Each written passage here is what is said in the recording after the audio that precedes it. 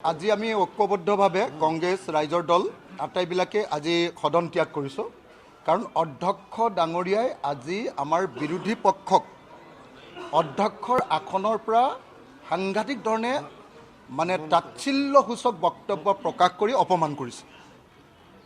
অধ্যক্ষ সদায় অধ্যক্ষ নিৰপেক্ষ হয়। কোনে নিৰ্বাচনত বেয়া ফলাফল দেখুৱালে আৰু সেইটো আমি বেয়া ফলাফলটো দেখুৱাৰ কাৰণটো বোলে আমি এনেকৈ বিধানসভাত বোলে প্ৰতিবাদ সাব্যস্ত কৰা মাত মতা এইটো কাৰণেহে বোলে বেয়া ফলাফল দেখুৱালোঁ। এনেকৈ বুলি বিধানসভাৰ অধ্যক্ষ ডাঙৰীয়াই সম্পূৰ্ণৰূপে বিৰোধী দলৰ বিৰুদ্ধে আৰু শাসক পক্ষৰ এজেণ্টৰ নিচিনাকৈ আজি বক্তব্য প্ৰকাশ কৰি আমাৰ সংসদৰ পবিত্ৰতা আজি ধ্বংস কৰিছে।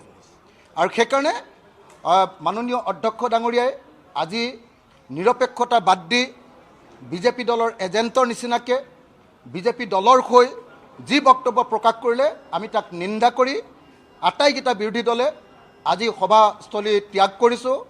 আৰু একেটা সময়তে আমি গোটেইকেইটা বিৰোধী দলে স্পষ্ট ভাষাৰে কৈছোঁ যে আমাক নাৰী সংৰক্ষণ আইন লাগে আৰু এই সংৰক্ষণ 33% নহয় 50% লাগে।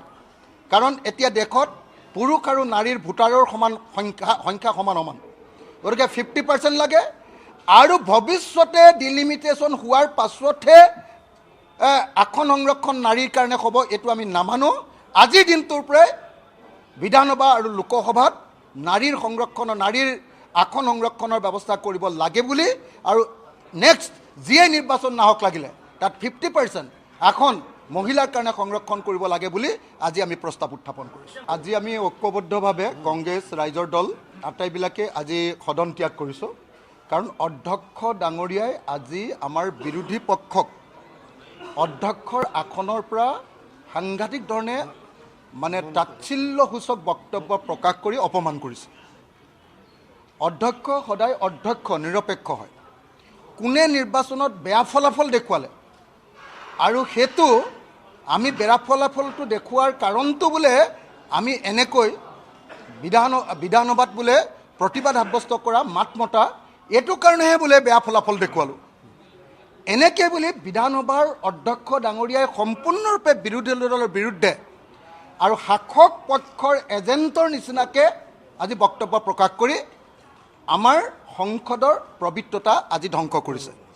আৰু সেইকাৰণে মাননীয় অধ্যক্ষ ডাঙৰীয়াই আজি নিৰপেক্ষতা বাদ দি বিজেপি দলৰ এজেণ্টৰ নিচিনাকৈ বিজেপি দলৰ হৈ যি বক্তব্য প্ৰকাশ কৰিলে আমি তাক নিন্দা কৰি আটাইকেইটা বিৰোধী দলে আজি সভাস্থলী ত্যাগ কৰিছোঁ।